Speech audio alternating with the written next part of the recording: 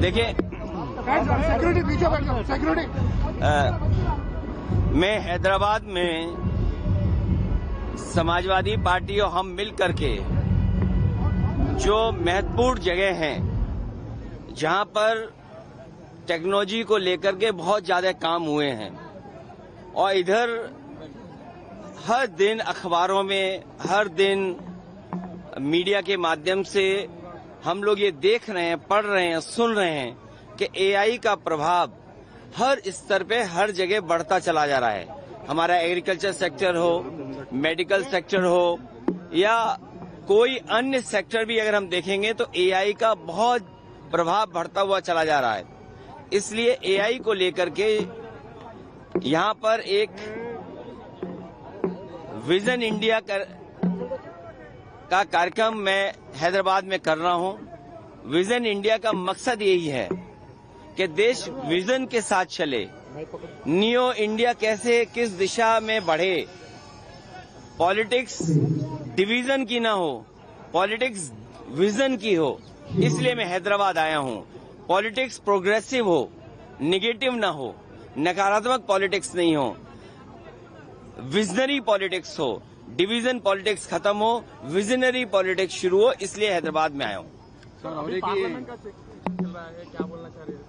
देखिए, सेशन में सबसे महत्वपूर्ण बात तो ये आई कि वो लोग वंदे मातरम गाना चाहते थे जिन्होंने कभी वंदे मातरम नहीं गाया, जिन्होंने वंदे मातरम आजादी से पहले नहीं गाया, आजादी के बाद नहीं गाया, जिन्होंने एक रंगी पसंद किया, तिरंगे को पसंद नहीं किया, तो वो लोग आज वंदे मातरम गाना चाहते हैं।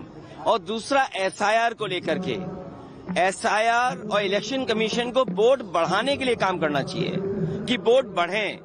और मैंने जैसा कहा और फिर कहता हूं कि यूपी में 3 करोड़ से ज्यादा वोट कटने जा रहे हैं। अगर आप सोचें 3 करोड़ वोट अगर कट जाएंगे और बीजेपी इलेक्शन कमीशन मिलकर के ये साजिश कर रहे हैं कि जहां जहां बीजेपी हारी है वहां पर वोट ज्यादा काट दें, तो ये तो साजिश है। लोकतंत्र में, डेमोक्रेसी में साजिश है। और ये एसआईआर नहीं है, एसआईआर के बहाने एनआरसी है। जो एनआरसी ये सीधी लागू नहीं कर सकते थे, वो एनआरसी लेकर के आए हैं। ये लोगों के कागज ढूंढवा रहे हैं। अगर कभी एनआरसी लागू तो कागज क्या देने पड़ेंगे? यही तो कागज देने पड़ेंगे। और फिर आप लोग तो एक उस शहर के जो टेक्नोलॉजी को समझते हैं, आधार को आधार ही नहीं मान रहे हैं। ये सबसे बड़ा दुर्भाग्य है कि आधार में हमारे रेटिना की इमेजेस हैं, हमारे फिंगरप्रिंट्स हैं, हमारा पूरा डिटेल उसके अंदर है। हम आधार को आधार ही नहीं मान रहे हैं और एसआईआर करा रहे हैं, जिससे लोग परेशान हैं।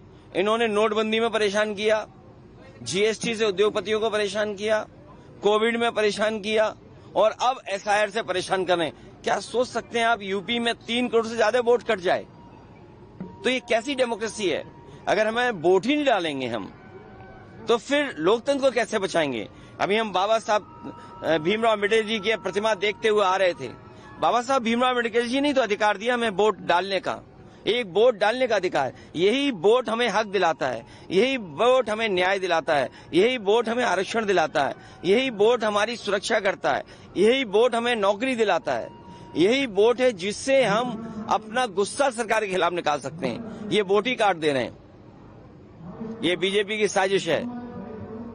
सर, और एक तरफ यहाँ की सरकार जो यदुवंशी के सदर फेस्टिवल बनाते, स्टेट फेस्टिवल बनाए, तो अब इसको क्या चाहेंगे? मैं बधाई देना चाहता हूं अंजन जी को और अनिल यादव जी, राज्यसभा मेंबर।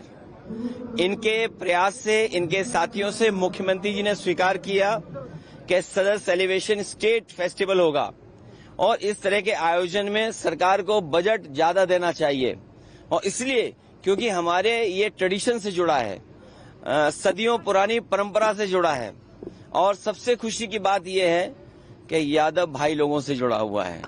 और उससे भी खुशी की बात यह है कि यादव भाई और यादव समाज के लोग जिससे वो हजारों साल से जुड़े रहे, अपने घर, मकान, जानवर और गाय से, वो कम से कम इस फेस्टिवल, सदर फेस्टिवल सेलिब्रेशन में ये सब चीजें शामिल होती हैं। सर कल मेसी आ रहा सर हैदराबाद, उसके बारे में हैं? सर केटीआर का जो मिलने का एजेंडा क्या है सर? मैं देखिए केटीआर और आदरणीय केसीआर साहब हमारे साथी हैं और मैं उनके साथ हमेशा रहा हूं, हमेशा रहूंगा। सर कल फुटबॉल प्लेयर मेसी आ रहा सर, उसके बारे में ये तो बहुत खुशी की बात है कि फुटबॉल जैसा खेल जो दुनिया का सबसे लोकप्रिय खेल है, कलकत्ता के बाद दिल्ली और आपके शहर में आ रहा है। इस शहर के नौजवान जो फुटबॉल को प्रेम करते हैं उनके लिए बड़ी खुशी की बात है, क्योंकि दुनिया का सबसे बड़ा स्टार है फुटबॉल का। अभी तो हमें नहीं मौका मिल रहा है, कभी हमें रॉबर्टो कार्लोस के साथ उनके साथ एक मंच पर फुटबॉल एक दूसरे को पैर से खेल करके हम लोगों ने पास की थी। रॉबर्टो कार्लोस के साथ जब कभी समाजवादी सरकार उत्तर प्रदेश में होगी तो हम लोग भी बुलाएंगे, क्योंकि सरकार ही बुला सकती है, सरकार ही खर्चा कर सकती है। विपक्ष के लोग तो केवल दूर से देख सकते हैं, इसलिए टीवी पे हम लोग देखेंगे। Thank you sir. Thank you.